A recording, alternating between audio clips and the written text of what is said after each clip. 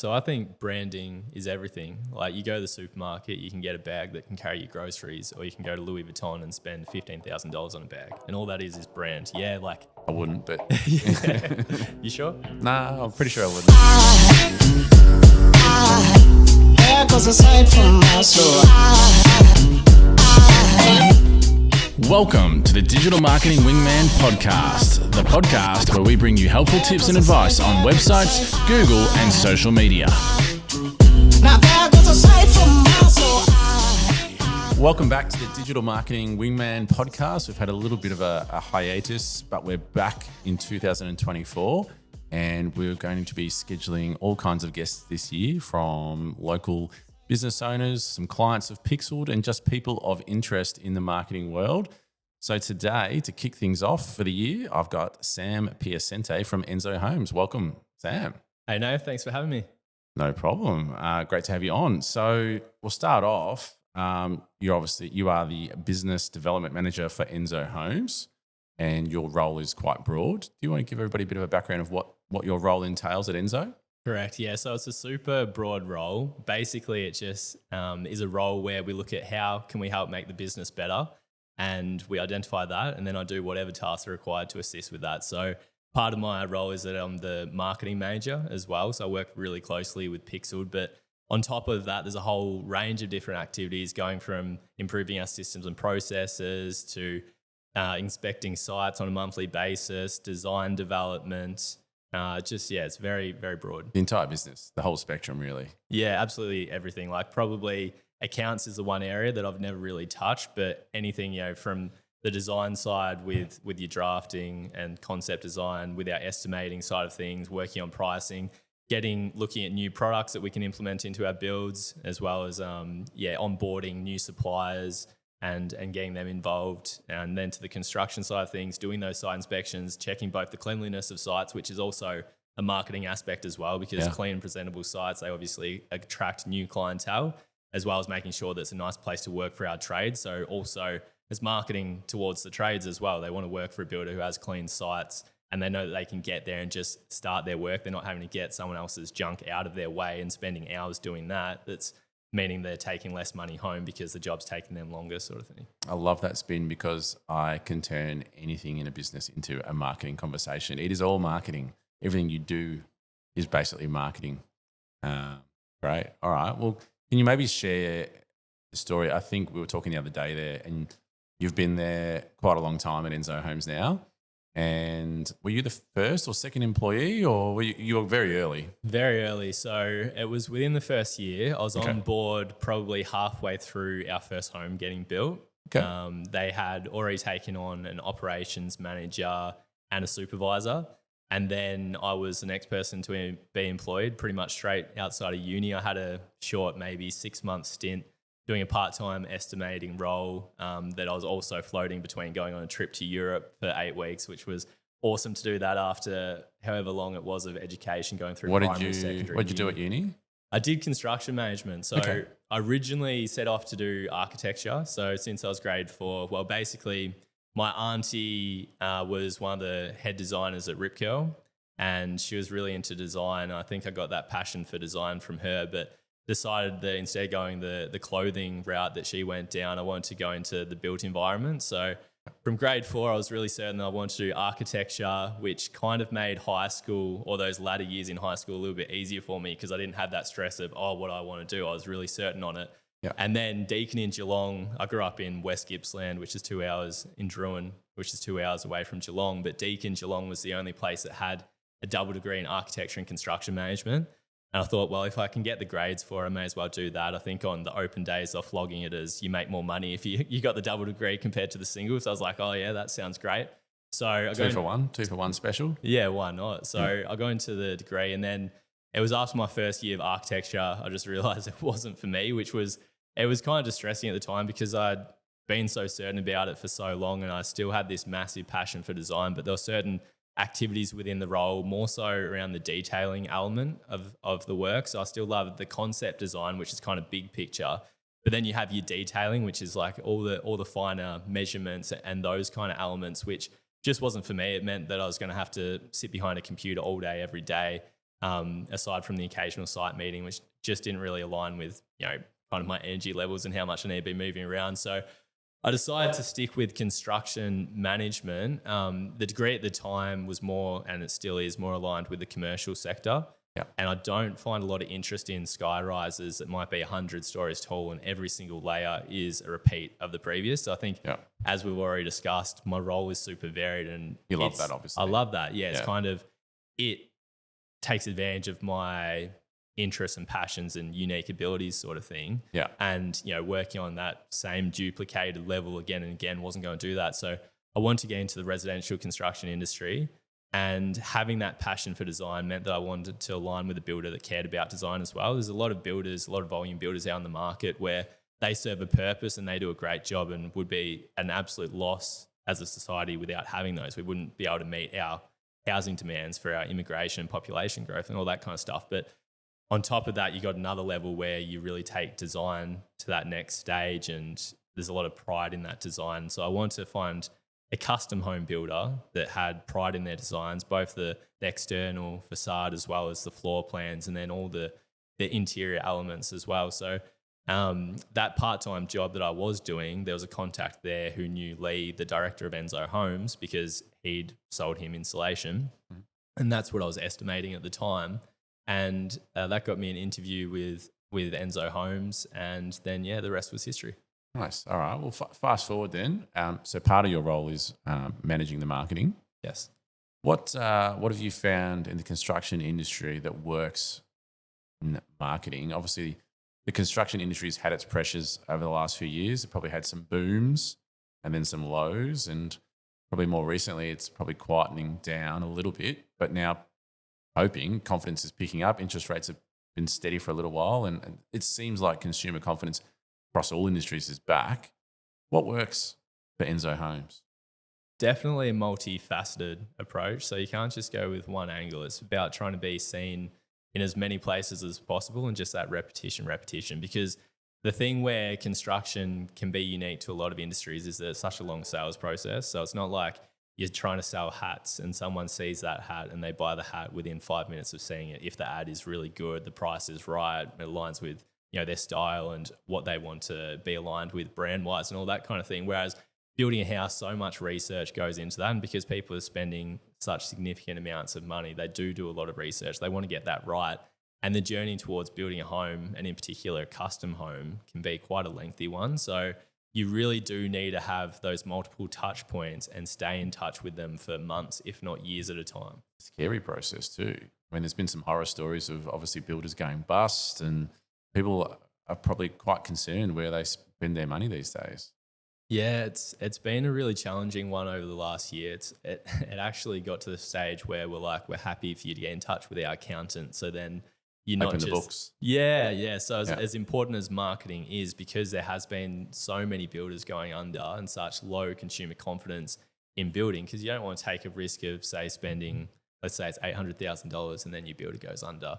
Yeah. So you want to be pretty sure about who you're going with. So we use an approach through our marketing to really build that confidence of who we are and what we're about, that we're around for the long term, that you're in safe hands when you come with us.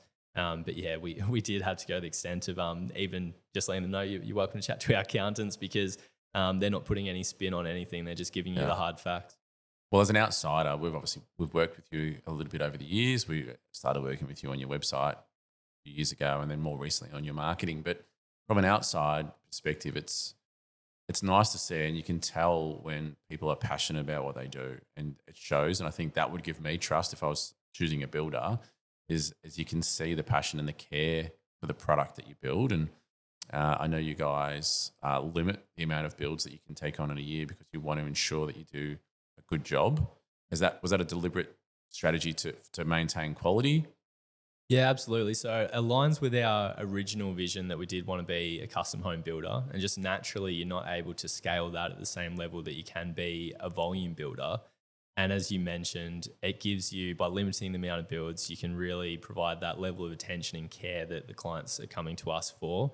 Make sure that you have the time to manage the quality processes of the build, to make sure that you're not just achieving your minimum Australian standards, but you're actually going above and beyond that for the level of quality that people expect when they are building a custom home.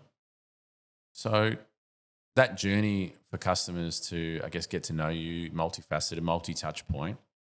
I could argue that everything that in the process is a marketing function of some kind, but branding obviously falls into that as well. And but for such a substantial investment, brand plays a lot into that trust. And you guys recently underwent a bit of a branding exercise. Can you tell us a bit more about that? Yeah, so I think branding is everything. Like you go to the supermarket, you can get a bag that can carry your groceries, or you can go to Louis Vuitton and spend $15,000 on a bag. And all that is brand. Yeah, like I wouldn't, but yeah. You sure? Nah, I'm pretty sure I wouldn't. Yeah, so obviously the actual materials between those two bags are slightly different, but not $15,000 different. So brand is everything. It's who you identify as a company, and everyone who goes to work for that company, they're all working towards a shared vision and shared goals that are about what that brand is at its core.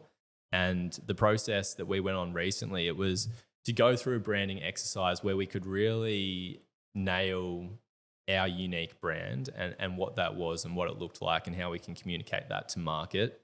So it was important to differentiate ourselves from the other custom builders in the region and what are our uniques, what makes us different. If you're going to choose us over one of the other custom home builders, we're all custom home builders. We all are kind of more or less doing the same thing. Where everyone's going to say that they're premium, that they're better quality. Yeah. Trust us. Well, quality is probably one of the worst things to spruik, in my opinion, because quality should just be an expectation. Yeah, expectation. Regardless of what builder you go with, there isn't anyone out there saying, I'm happy for you to build it like mediocre. crap. Yeah, because like regardless, absolute minimum these days is $200,000, which is still more expensive than pretty much anything else that you'll buy. Yes. So people are still wanting quality as an absolute minimum. So I think trying to market yourself as quality, it's an interesting one. If not unique enough, is it? I don't think it's unique enough. Like if you're really hammering pure quality, like say maybe a Rolex, fair enough. Yeah. But you're going to be charging absolute premium. I would buy a Rolex. I'll just put that out there. Yeah. I'll put that out there. A little bit nicer than an LV handbag. One day. Yeah, absolutely. So you got to find something that really differentiates yourself. But Rolex also on that argument. So Rolex, yes, they charge a premium for the brand. They've earned that brand reputation, but it actually is quality as well. It is like quality. The item itself is quality. So it needs to be backed up. Yeah, you can't just manufacture quality as your brand attribute. You've actually got to be quality. Exactly. So then Rolex, they're competing against those other watch brands that are charging $15,000 plus for a watch. They're against AP and I don't know all of them off the top of my head, but you see the footballers and the boxers all wearing them, sort of thing. So Patek. Yeah. So yeah, how do they differentiate from those brands and what values do they represent? And all you're trying to look for, I believe, is value alignment with your client. It's not necessarily saying that you're better or worse than your competitor. It's saying that these are our values. If they're your values, then we have the best alignment. So an interesting concept that we at Pixeled, I'm not sure if I've talked about this in the podcast before, but we're on our EOS journey. And I know that you guys are sort of looking at EOS as a potential framework to run your business. Anybody interested in looking at it? It's entrepreneurial operating system. And we've been working with Chris Davies, who does that in Geelong. He's an integrator for that. One of the things is that you can have 3 uniques, but the uniques don't, as they're on their own, are not necessarily that unique. So you could say that we do things at a higher quality on its own, not that unique. But your other 2 uniques in combination, so the 3 different things in combination makes it unique. So maybe you do the highest quality, but you do it the fastest or the cheapest or with a smile. I don't know, whatever those things are, but the combination. So if you are struggling with your brand identity and what makes you unique, maybe you don't need to find something that's so unique, but a combination of things that might make you unique. Yeah, that's what we've found anyway. Yeah, I think that's a good call. It almost, for some reason, has triggered my mind about like dating. I'm in a happy relationship, so I'm well past those days. But it's like when you're trying to find a partner, you want to try and find those similar values, and there'll be lots of different people out there that share maybe 1 or 2 things, but it's you as a person, what complements that the best. And it's the same thing as finding a builder as well. Like there'll be a whole range of builders that will be able to deliver some of the aspects that you're after, but there's probably very few builders that are able to deliver on all those aspects that you're after. Therefore, who you're after is actually a much smaller pool than the general market. So out of that branding exercise, what were some of the outcomes that you found that were really valuable? Really, I guess for us, it was getting that unique appearance and aesthetic and image. That was important to help differentiate ourselves visually and have some structure around that as well. One of the most important things was that it all centered around this central concept of build your legacy, which is this guiding message for everything that we do. So to break that down, what build your legacy is, it applies to everyone and everything in our business. It's not just an internal staff thing or a staff to client thing. It's as well as us with our trades and with our suppliers and even with our sponsorships in the community. So we're building homes which are meant to last for a long time, and we want to be around for a long time and have that lasting impact on our local community. And if you look at it on a scale of, say, even with our sports sponsorships, like we sponsor the Geelong Amos football and netball club as well as Inverleigh football and netball club. And it's about how can we influence those sponsorships in a way where we build that legacy with them. And at the moment, we're looking at ways that we can do that. So say a very short-term way of sponsoring a club is, you might end up on the jumpers, on the back of the jumpers or on a fence sign, but how can you actually leave a greater legacy at that company that doesn't just change the following season? So you might look at ways of, okay, how can we potentially work towards sponsoring a new coach's box or something that's going to permanently be at the ground for a longer period of time and have that legacy with them. With our trades, we want to be able to help them set up their families for their lives. So how can we be a responsible, reliable builder that they know they get paid well and on time every single time so that their family can rely on them? If it's our own staff, how can we look after them to make sure that they're able to have growth in a career and progression and be able to develop both themselves in their personal career as well as for the benefit of their own families? And then with our clients, being able to provide them with homes that they can establish their legacy with. They've worked hard their entire lives and they deserve to be rewarded for that hard work with a home that is worthy of celebrating their legacy, and not just necessarily from the case of they have a beautiful home that they can live in for decades and enjoy with their family, but if it ever comes to the point where they're moving on and then they go to sell that house, that it has equity in that project because it is great value for money, and that money can then go to their family to help them out if it gets split up or anything like that. So it's about everything that we're doing is building that legacy and having this long-term look at everything that we do. I love that. I love that would be an amazing pitch to potential employees, to potential customers. What you just described is a very compelling brand story. Yeah, you've done very well to get to that point, I think. Sounds awesome. Can I flip a little bit? A bit of the work that we've been doing with you is content marketing. So working on content not only on the website, but email marketing. How do you see content marketing in the construction industry? Is it effective? Does it work for you? It definitely has to be effective. Obviously, we're all aware that it's been a bit of a downturn for the construction industry over the past 12 months because of interest rates. People are struggling to get their hands on funding to be able to build their home. But despite that, our builds, whilst they were slightly lower than what they had been in the previous year, they hadn't gone off a cliff like a lot of other builders had. We've seen a lot of builders either go under or they've had mass redundancies. We know that there's rumours of other builders where their sales may have dropped 80% and the likes. And for us to only see a small dip throughout that time, I think it has to be contributable to the consistency of our marketing efforts. Yep. As well as brand equity, targeting the right people as well. I think we are in a fortunate position where, being a custom builder, we are targeting those third, fourth home buyers, downsizers who already have that equity in their previous homes. Probably fared pretty well over the last few years. Yeah, exactly. They've seen, they could have, if they're in some of our coastal regions, they might have seen 40% increases in in the property, in the value of their homes. Even a one investment property holder would have done pretty well over the last few years.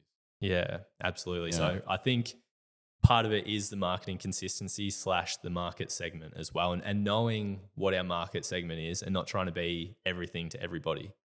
I brutally described over the last few years that basically saying COVID, because I thought that was well and truly off the topic these days, but that it flushed out the weak. It flushed out weak businesses that were probably very close to failure already, and then tipped them over the edge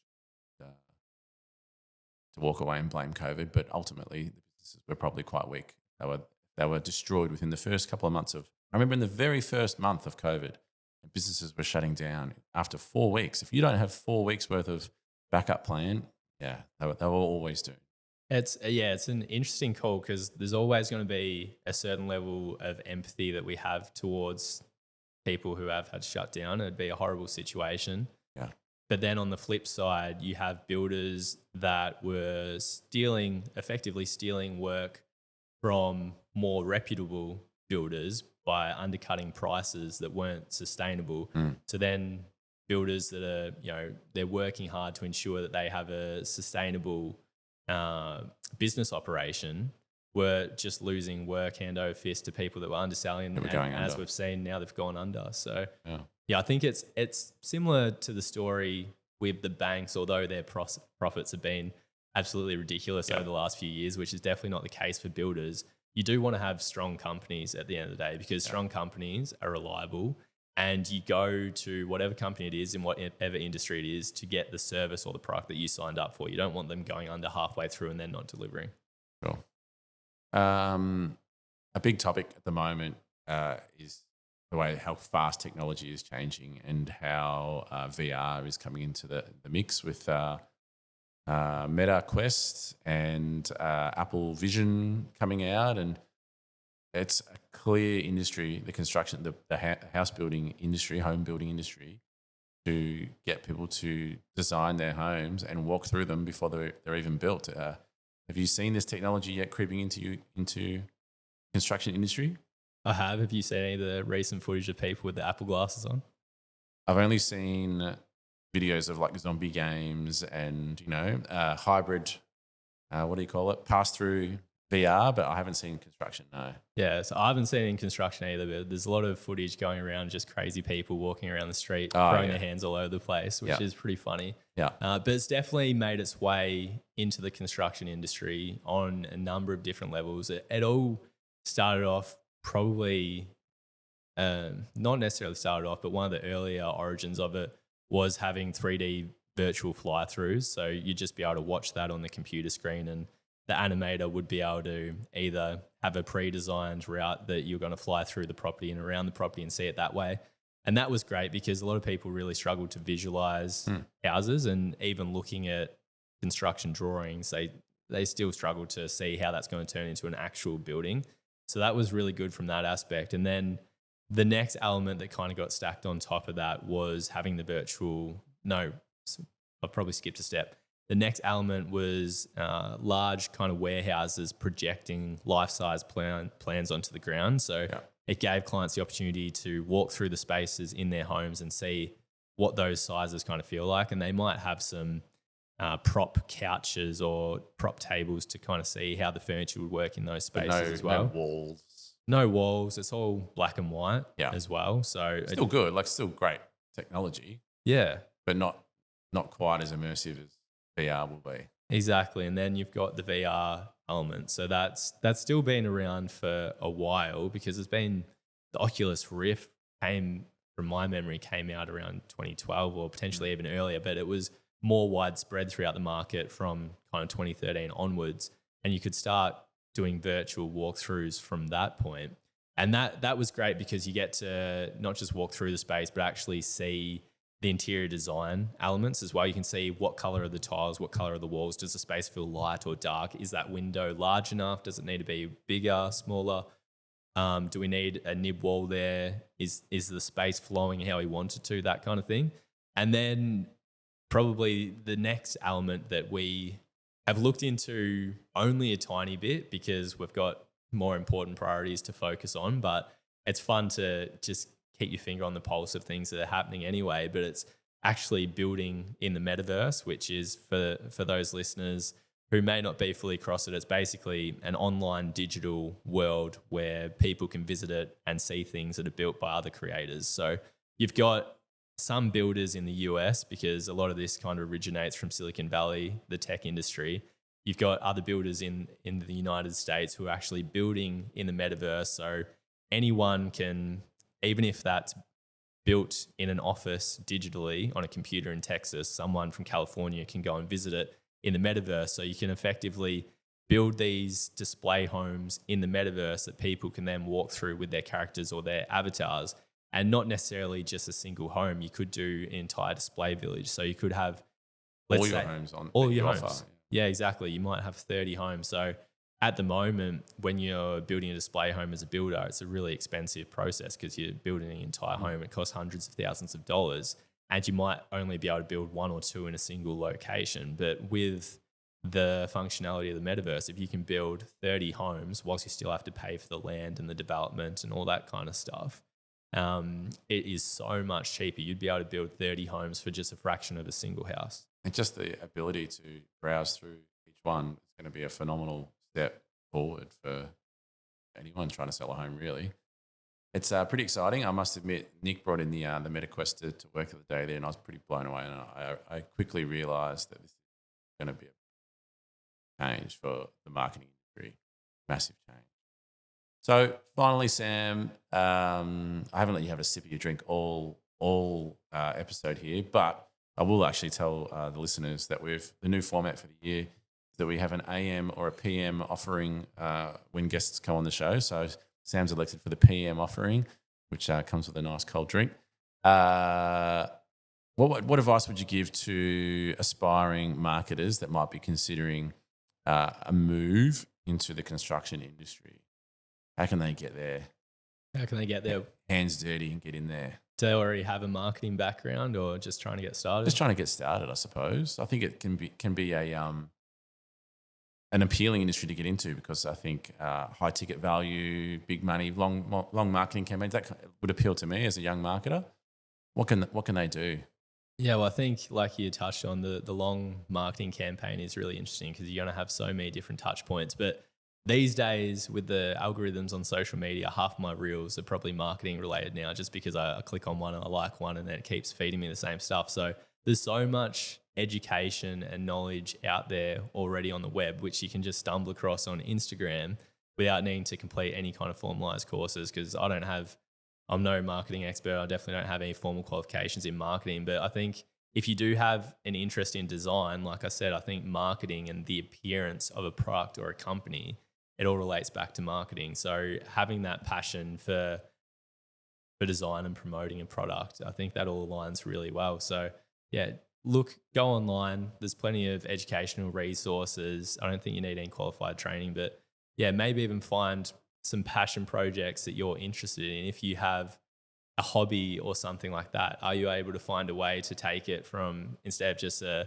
backyard kind of hobby, how can you create a brand out of that? And then how can you market that and dive deep into, what is the vision and the mission and what's the unique aesthetics and your unique selling points and all that kind of stuff. So, well, Sam, that's the reason why I invited you on the show, because I can tell your passion and the way you think about things. You're a young guy, but you come across as so passionate and entrepreneurial.